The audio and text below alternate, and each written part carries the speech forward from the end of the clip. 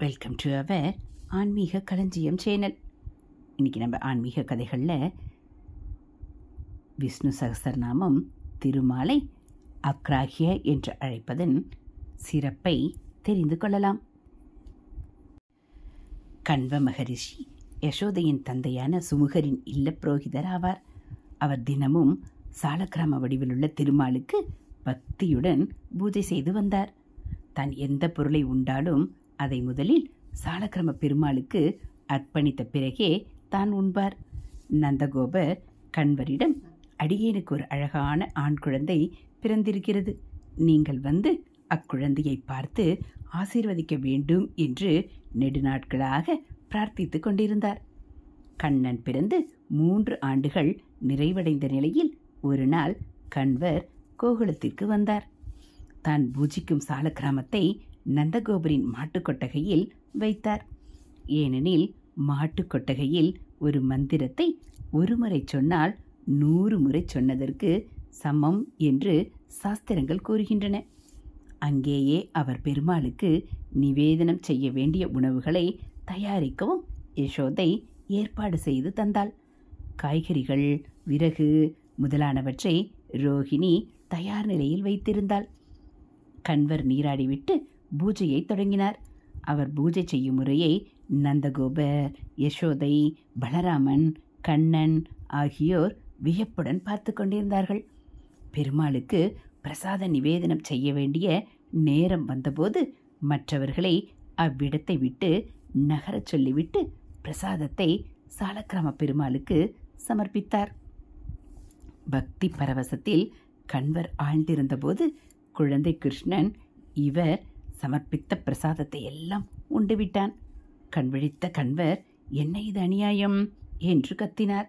ஓசையை கேட்டு பதறிப்போய் நந்தகோபனும் யசோதையும் ஓடி வந்தார்கள். நடந்ததை கேள்வியுற்று கண்வரின் திருவடிகளில் விழுந்து வணங்கி மன்னிப்பு கோரினார்கள். மீண்டும் புதிதாக உணவு தயாரிப்பதற்குரிய ஏற்பாடுகளை செய்தால் ரோஹிணி. களைத்து போயிருந்தாலும் கண்வர் மீண்டும் உணவு தயாரித்தார். யசோதை கண்ணனை ஒரு அறைக்குள் வைத்து பூட்டிவிட்டாள். மீண்டும் சாலக்கிராம பெருமாளுக்கு உணவை சமர்ப்பித்தார் கண்வர்.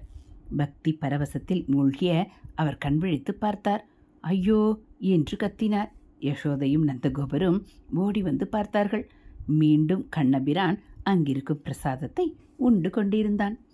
கடும் கோபம் கொண்ட யசோதை, கண்ணா, இனியும் என்னால் பொறுமை காக்க முடியாது. உன்னை அடிக்க வேண்டாம் என்று விட்டால் இவ்வளவு தீமைகள் செய்கிறாயே, எப்படி அறையை விட்டு நீ வெளியே வந்தாய்? பதில் சொல் என்றாள். என்னை திட்டாதே அம்மா, அந்த தாத்தா தான் சில மந்திரங்களை சொல்லி சொல்லி என்னை வா வா என்று அழைத்தார். அதனால்தான் நான் வந்தேன்.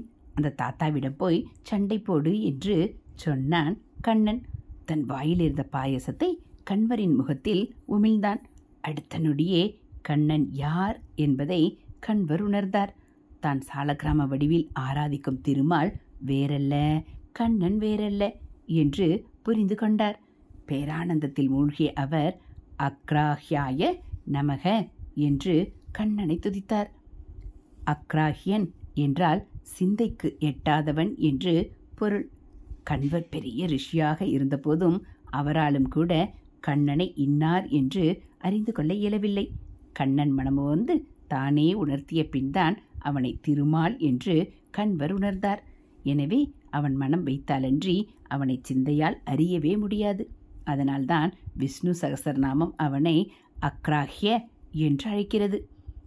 அக்ராஹ்யாய நமக என்ற 56வது திருநாமத்தை தினமும் சொல்லி வந்தால் எட்டாத பொருட்களும் நமக்கு எட்டும்படி எட்டெழுத்தின் நாயகனான எம்பெருமான் அருள் புரிவான். இதுபோல் ஆன்மீக கதைகளை நீங்கள் தெரிஞ்சுக்கணும் அப்படின்னா மறக்காமல் நம்ம சேனலை சப்ஸ்கிரைப் பண்ணுங்கள். கூடவே பெல்லைக்கானை கிளிக் பண்ணி ஆளுங்கிற பட்டனையும் அழுத்திடுங்க. நம்ம சேனலில் வரக்கூடிய ஆன்மீக கதைகள் எல்லாம் உங்களுக்கு பிடிச்சிருந்தா ஒரு லைக்கும் கமெண்ட்டும் கொடுத்து உங்களுக்கு தெரிஞ்சவங்களுக்கும் ஷேர் பண்ணுங்கள். தேங்க்யூ.